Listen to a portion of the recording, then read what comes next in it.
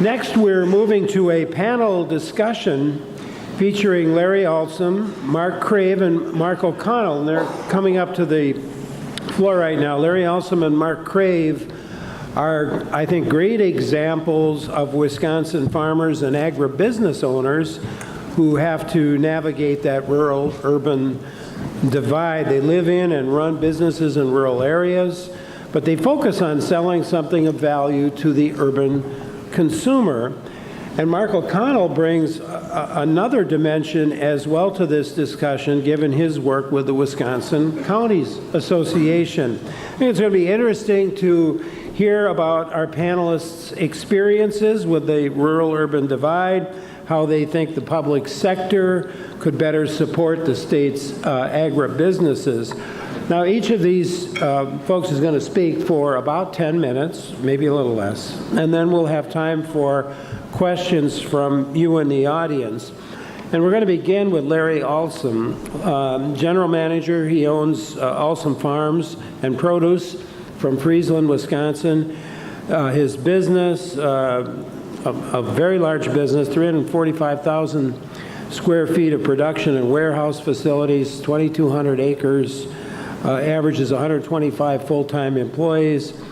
They are a national distributor of potatoes and onions, and in the Great Lakes region, they're year-round distributors of many, many kinds of fresh fruits and vegetables, many of which are locally grown in season. Let me introduce you to Larry Alsum. Larry?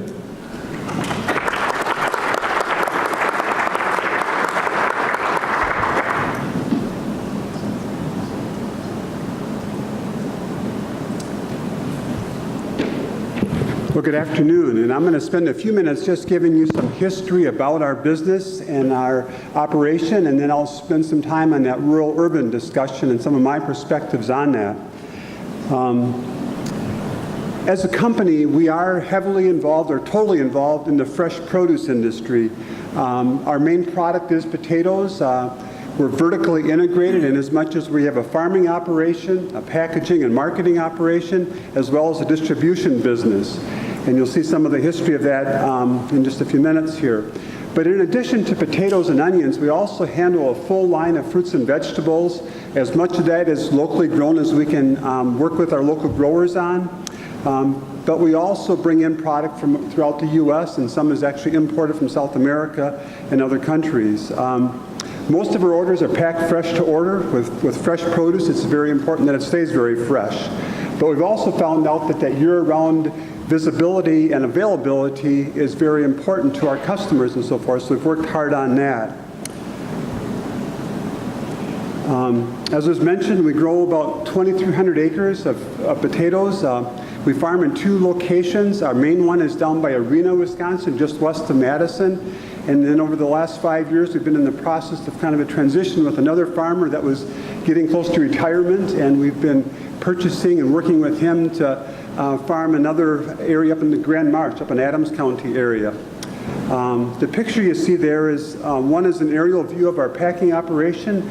That's located by Friesland, Wisconsin. It's a small town of 303 people, so a very small community, very rural in nature. It's grown over the years. You can see by the different roof colors there that we've kept adding on to the same facility, as well as having some storage on site. This is a brief history of our company. It was started in 1973, so we'll be celebrating 45 years. And it was actually started by a good friend of mine, my third cousin, Glenn Alsum, and he was tragically killed in a plane crash in 1981. So I'd actually grown up in a dairy farm just a mile and a half down the road, and my youngest brother is still on that farm. But I left high school and said, I'm not coming back to dairy. I'd grown up, I was the oldest of 8 children, milking cows morning and night from when I was that tall. And I just didn't want to be a dairy farmer. So I went off to college thinking I wasn't going to come back.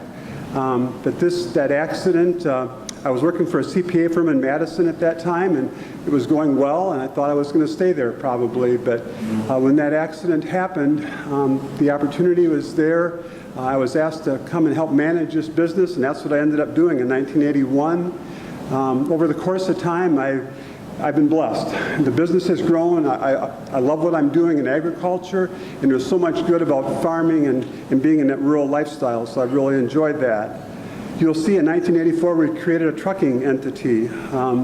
We've added on to our business. We got into farming in 1992, although there was actually a joint venture back in 1989 that started that process out. So we're that vertically integrated company with actually 3 different entities involved in that process. That slide in 2001, we really got connected well with the University of Wisconsin Extension. I just want to acknowledge them because the Wisconsin potato industry has embraced a concept called healthy growing, and it's not organic, but it's also looking ahead, and it's been a very progressive type of ways in working with the university to develop best practices, some IPM practices, to reduce our reliance upon some crop protectants or pesticides as they're sometimes called, and that's been a great alliance and collaboration that we've had with UW Extension over the years. As with a lot of businesses, we've had our ups and downs, and in 2002 we had a major fire that destroyed a good part of our business. And as you see over these slides, we've continued to reinvest, and we rebuilt after that fire and have continued to add on to our business over those years. Our brand and packaging. One thing that, as far as that connection between the rural and the urban community, we feel that it's very, very important that we continue to get a message across to the consumer and to the urban people that are buying our products and everything. I'm sure Mark is going to talk about that in his comments too, but we recognize that most people don't understand where their food comes from. They think it comes out of a grocery store and you can just order it or buy it and you take it home with you. The reality is they don't understand how it's grown, how it's packaged or processed, how the distribution network all works and so forth. So we've tried to capitalize on that and have tried to build into it some of our, identify the farmer aspects of it. So the comments that I've got in this rural-urban issue, I guess, are kind of all interrelated with each other.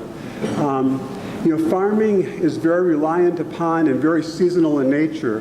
One thing that we need is good roads, and the need to work together to share those roads. More and more there's people commuting into Madison or into Dane County from these rural townships, and one of the issues as farmers have consolidated and merged and gotten bigger over the years that we face is our equipment keeps getting bigger, and we have to be safe with that equipment, but that's one of the needs and one of the issues that I see that sometimes divides us, even with our own neighbors, because they're the ones that are driving in the town. They have to get into Madison for their job or whatever, and yet our tractors and equipment are going down the highway, so the need to have good roads is very important to us. That need to communicate with the consumer about what's going on, whether it's the stewardship of our natural resources, the land and water, whether it's the use of our crop protectants on our fields, are very important, and so we're very aware of that. We try to communicate that with our neighbors. We have to follow all the EPA guidelines, but that perception, we recognize that most of the people out, even in the rural areas, don't always totally understand that we have really strong support in our communities, but yet we have to continue to get that message out there. One thing that we encourage and that I think could be done more of is to do farm tours. We have a lot of school groups come through our packing shed. They find it very interesting how we bring the bulk potatoes in from the farm and we wash them and grade them and size them, and so we actually invite a lot of school groups, and we get a lot of FFA groups and other types of groups that come in, and we encourage that kind of activity. We think that's one of the solutions to this communication issue of communicating what our needs are and what we're trying to do to get them a good, safe product and so forth.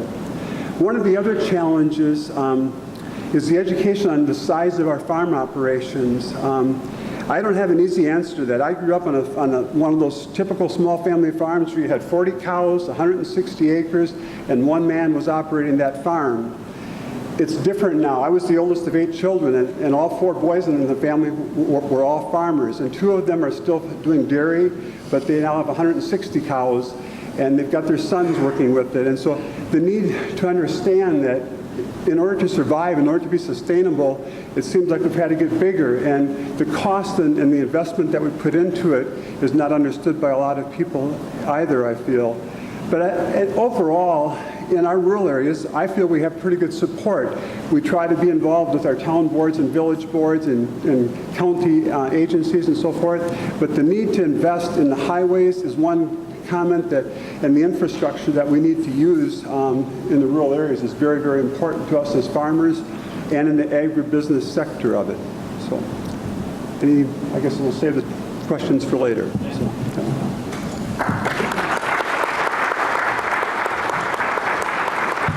Thank you, Larry.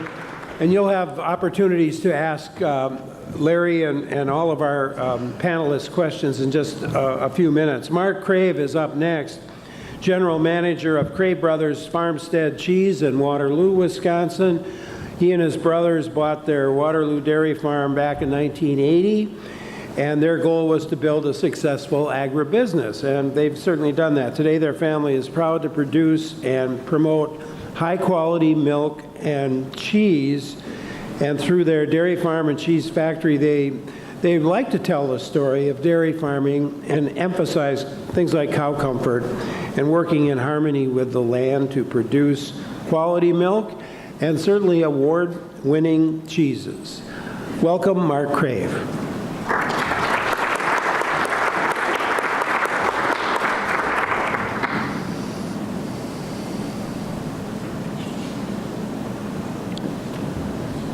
Thanks, Larry.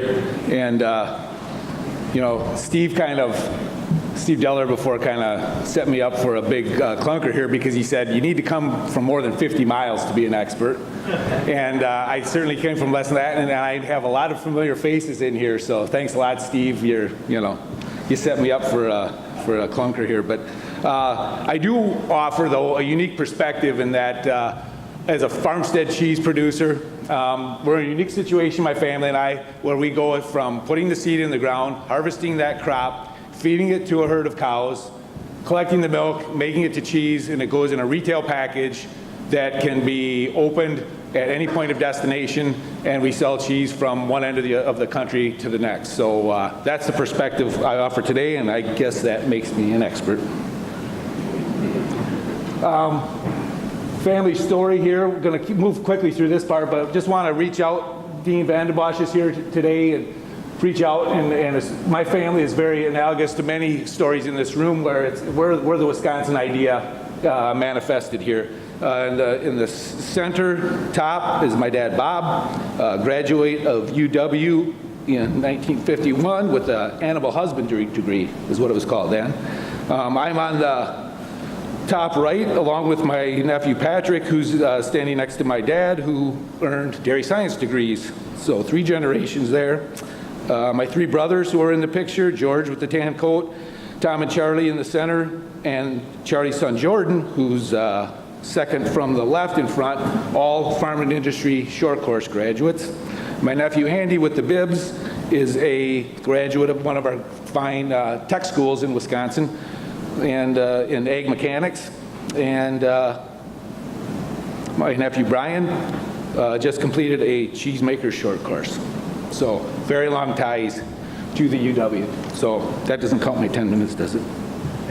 That is not a paid advertisement. Real quick history is raised on a 40 cow farm in Beloit. Story like many other people. Due to succession challenges, there was no place for my generation to farm there, and so my 2 older brothers started on a rented farm in 1978 in Mount Horeb, along with a partnership with Dr. Dave Wickert, who many of you know from the Department of Dairy Science. In 1980, they purchased a farm in Waterloo, and I came along in 1988 after graduating from school here. And starting at that time and ever since, we've grown, we've modernized, we've been on a state of continuous improvement ever since, to use a popular term. So what we are today is 2,100 cows, milked 3 times a day on 2 sites, about 6 miles apart where we milk cows. We have 1,200 head of young stock that we raise right there, 3,100 acres of land that we farm directly and indirectly, meaning cooperation with neighbors, buying standing hay, buying standing corn, putting manure back. We have about 4,000 acres on our nutrient management plan. We started making cheese in 2002, and if anybody watched the 4 presentations this morning and paid attention to the egg economists in here, there should be no questions as to why we decided to make cheese. In 2006, we constructed a manure digester on the farm, which we are just in the final stages of rebuilding, putting new life in it, 10-year new engine, and we're really excited about a bedding dryer. We'll be able to dry our composted manure solids using biogas. Overall view of the farm, with the upper left being our feed center, upper right being heifers, milk cows in the center, digester off to the right, and our Farmstead cheese plant down on the bottom. So the farming enterprise, we have 4 legs, a 4-legged table that we stand on. High quality forage production is a key to success of any dairy farm, and it's a hallmark of any of our, not any, but most of our successful dairy farms in Wisconsin. Some of them, first and foremost, were really good forage producers. Healthy, productive cows are a result of that, along with a lot of other factors. Environmental stewardship, it's a buzzword, but it's one that as farmers, we're frontline environmentalists every day. We are on the front line. And then we strive to have a positive local impact, and that becomes more and more important to us as we get older.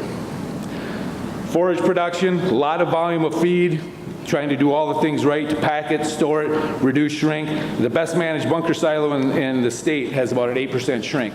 So do the math on 3,000 acres of forage, that's still 240 acres that we harvest. If we don't meet that goal, let's say we go to 12%, that extra 4% is 120 acres of feed that never gets in a cow's mouth or produced into milk. That's one way we help take care of the environment. We don't waste feed.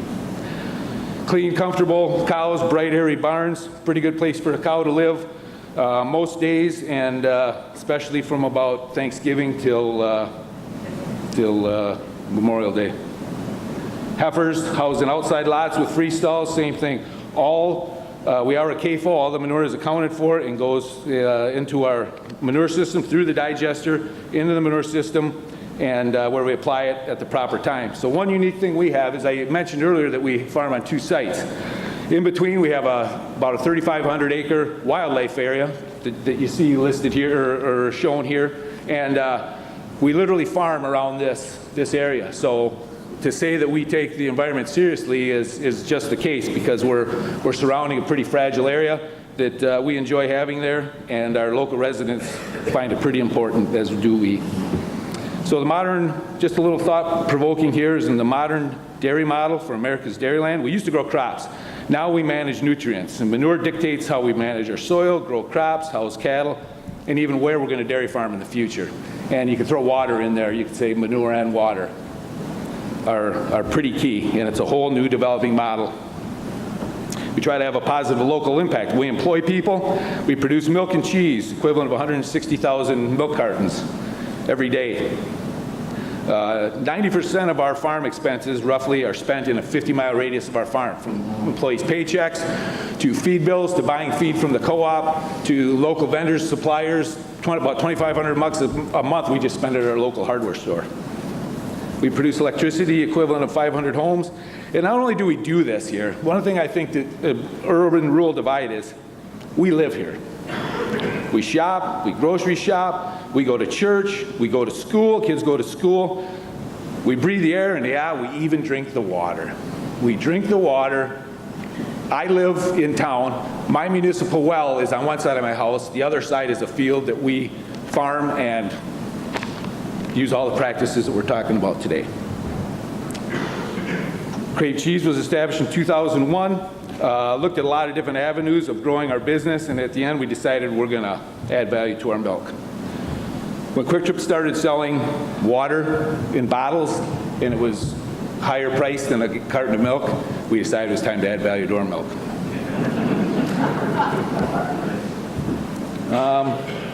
Specialty cheeses, we produce fresh mozzarella, mascarpone, which is like a cream cheese, a lot of string cheese in various formats, and fresh cheddar curds. And we do it both in our Crave Farmstead brand and private label for other grocers and retailers. An assembly of our different fresh Moss cheeses. So while we only produce 4 types of cheese, it goes into multiple different types of packages and formats and labels. This shows up better up above. We just came off a good year where we placed first, second, and third and tied for fourth at the American Championship Cheese Contest with our fresh mozzarella. So while contests don't necessarily, end up in dollars in your pocket, it does validate our process and validate our cows, our milk, and our process of making good food. So the rural-urban divide, to move into this space, some of the things that I see that are different, and what I see when I go to trade shows. I was just in San Francisco last weekend at a food show. As farmers, we use science, while a lot of consumers either fear science or at best they're choosing to ignore it. Farmers have always had the story, we feed the world, right? We've heard that. I heard that back in Ag Hall in 1984 when I was a student. World population's growing, we're going to need to produce more food. It's a tired old argument. It's great for selling 24-row corn planters, but most of the people who are arguing about it too have never been hungry due to a lack of food. They might live in a food desert, they might live in a country with political unrest, but it's not for lack of corn in Iowa that they're hungry. Sustainable production, we are a sustainable producer, but the consumer says, yeah, I like sustainability, but there's all kinds of different ideas as to what sustainability is. One thing it needs to be is to sustain the farmer.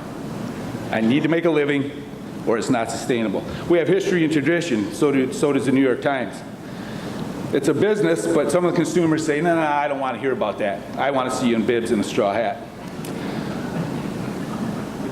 So one of the things that's driving this wedge in this rural-urban divide, I think, is confusion. We produce good food on farms, but yet it's advertised and promoted with absence claims, right? Absence claim, that's a new word I learned. Non-GMO, antibiotic-free, hormone-free, right? RBST-free with the asterisk that says it doesn't really matter anyway, right? And people are confused. I wonder why. I want to touch this. This is a prime example of this. So this is a magazine that comes in our flyer, and I look at the back, and as funny as it is, as a farmer, this makes my blood pressure redline when I see this. So it's a cute ad, right? Clever. But then we go on to the first thing I see is they're about ready to spill the popcorn, and I don't know what he's thinking. But the next one we say, oh, it's natural, slow roasted. We can tell it's natural because the plastic package has 2 leaves on the label. And then it has no ingredients, no preservatives, hormone, no. 1, 2, 3, 4, 5, 7 no's. It's like my son when I told him today he couldn't wear sweatpants to school, right? No. That's what we do at our house. But there's no added hormones with an asterisk. And if you look up here, you can't see it. So this is the size of it that it is. And I can barely see it on here. But underneath, there's tan print. And some of you can maybe just barely see it. Can you see that below the package?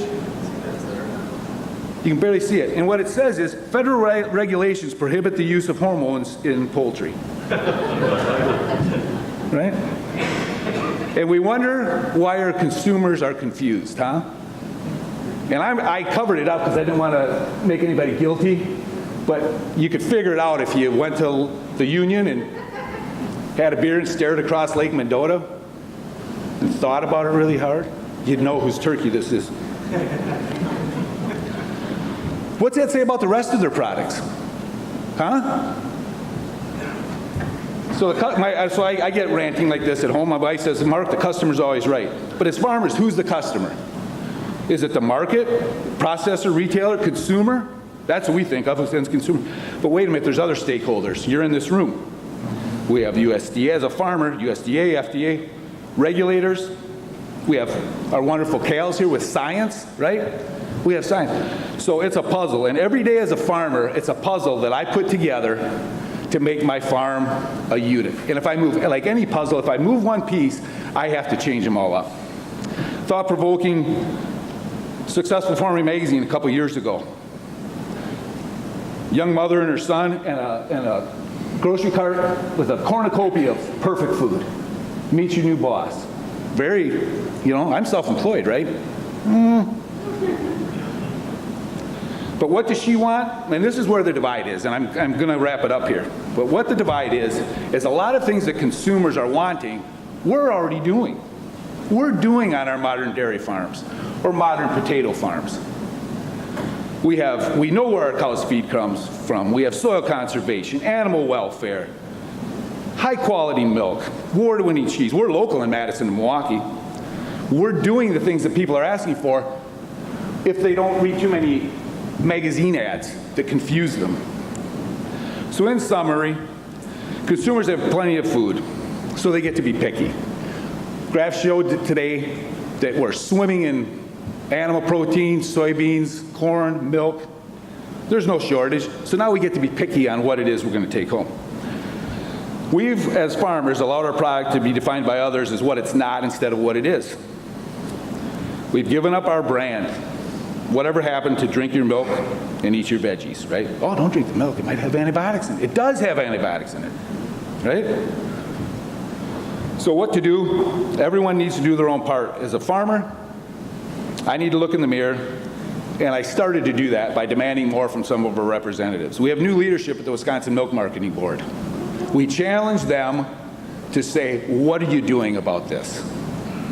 Serena Williams' milk mustache does no good if people think there's antibiotics in the milk. We need to educate. One thing that occurred, that grew out of this was I always thought we needed to educate to that mom with the cart, the soccer mom or the traditional consumer.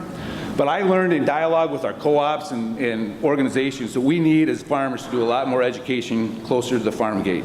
Our local schools, community groups, co-op management, our regulators, ag stakeholders, right?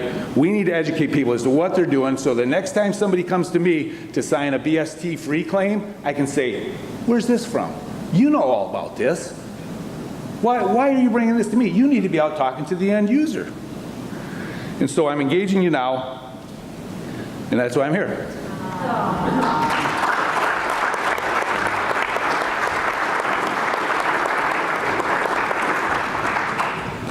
Mark, thank you very much. Mark O'Connell next is Executive Director of the Wisconsin Counties Association. Oh, excuse me.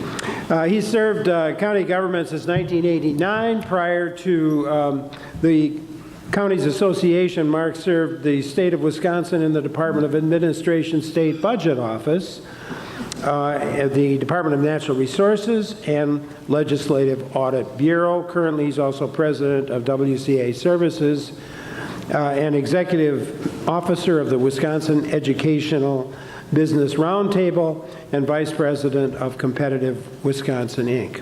Mark O'Connell.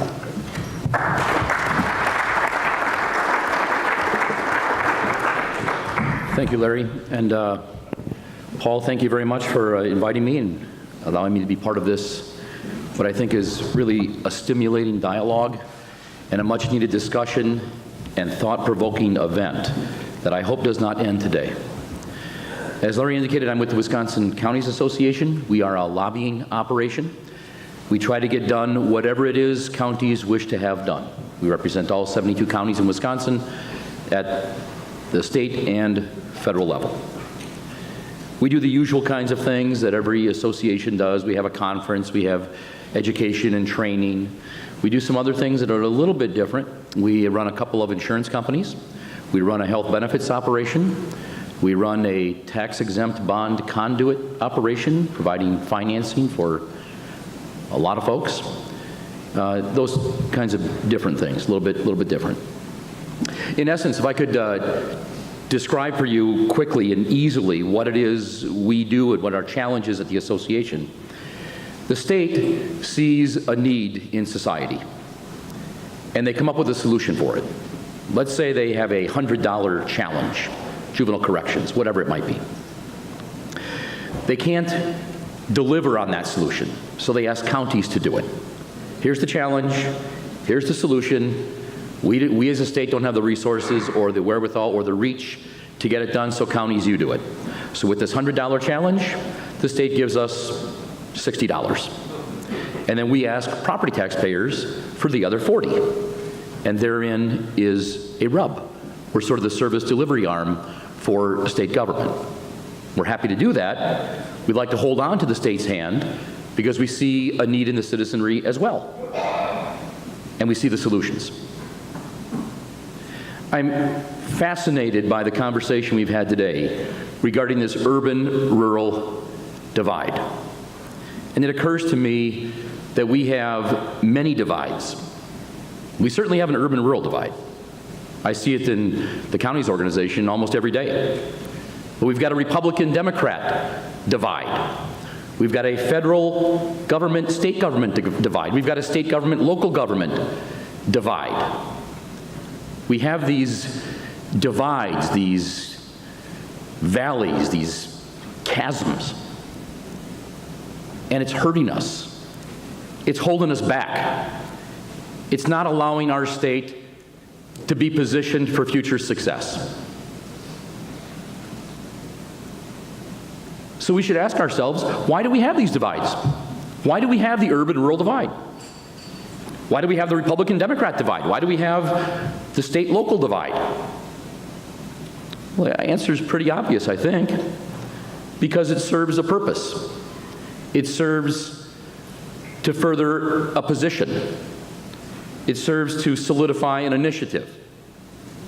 Or on a personal level, if we're frustrated with our lot in life or our position or what has been done to us, that divide is an easy excuse for us to point the finger at someone else.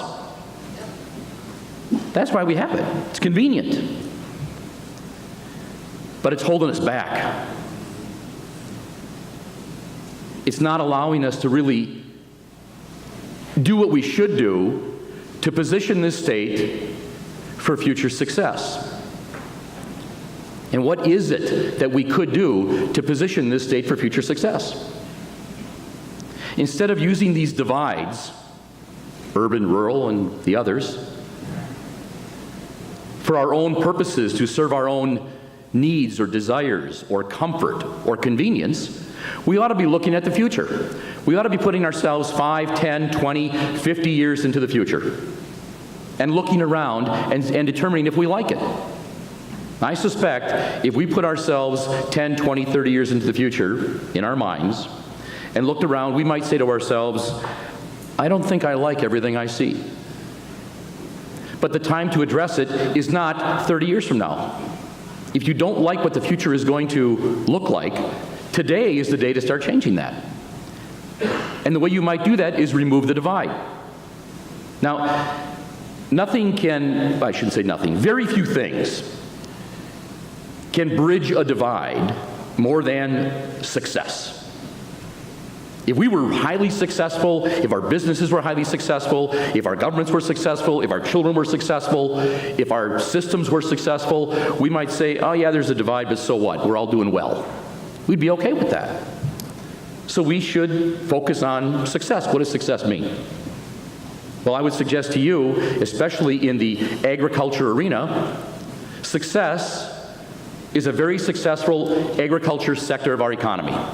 More people making more money, engaged in more commerce, paying more in taxes, even at lower rates, so that we in government can take those dollars, invest them in our communities to make them more attractive to the #1 resource you need for private sector profit, which is smart young talent. I mean, it reminds me years ago the way we used to lobby. We used to use divides to our advantage. We would be lobbying for whatever it might be, some issue. Juvenile corrections, let's say. We wanted money. So what would we do? We would look around and see who was out of favor, who was weak, who was not doing so well. Now let's take the UW. Let's say it was years ago and UW was out of favor. Great. We try to go steal some money from the UW to fund our juvenile corrections. And we did that for a long time. But 20 years ago, we made a change. We realized that that is not positioning our state for success. We win once and we lose 19. And yet, at the same time, the state does not move forward. So we got out of that thinking. We established a new way of thinking. We established a thinking where we want a successful society. We want a more highly educated population. We want a very successful private sector. We want construction occurring. We want advances in our structures and in our systems. We want more people making more money, engaged in more commerce. We want an agriculture industry that is thriving, We want manufacturing jobs. We want private sector, service sector jobs. We want all that. And we want a place where smart young people want to be. And so we started looking at demographics. And maybe we'll get into this in the question and answer period. We started looking at demographics and came to some realizations.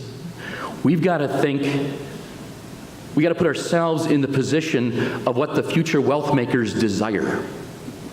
It's not like my generation, baby boomers, where if you gave us enough money, we could be happy anywhere. I mean, that's why Cleveland is even a city. I mean, who would go there on purpose, right? But if you give us enough money, we can be happy anywhere. No. The younger people are different. They want quality of life. When you look at, ask the young people 20 things that they find attractive in society, 80% are things that government funds. And that is, we're on the eve of a labor shortage in this country, in the agriculture arena, in all arenas. So we need more smart talent. We need them educated. So we started to care about education, K-12, tech college, two-year college, and the university system.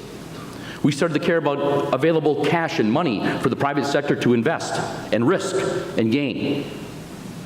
We started to care about infrastructures that weren't necessarily county issues, but are absolutely critical if we're going to succeed as a state, like broadband infrastructure. Not just the infrastructure we're all aware of, the transportation infrastructure, but broadband. Started to care about that as well. I would suggest to you this. I think it's absolutely necessary that we recognize the divides we have. And it behooves all of us. I would say especially those in the arena of public policy. But I would also suggest it is anyone in the private sector as well who wishes for a successful state or a state position for success. It behooves us to engage in activities which will assist people we will never meet and help generations we're never going to see. That means thinking ahead, doing the work today to position ourselves for a better future.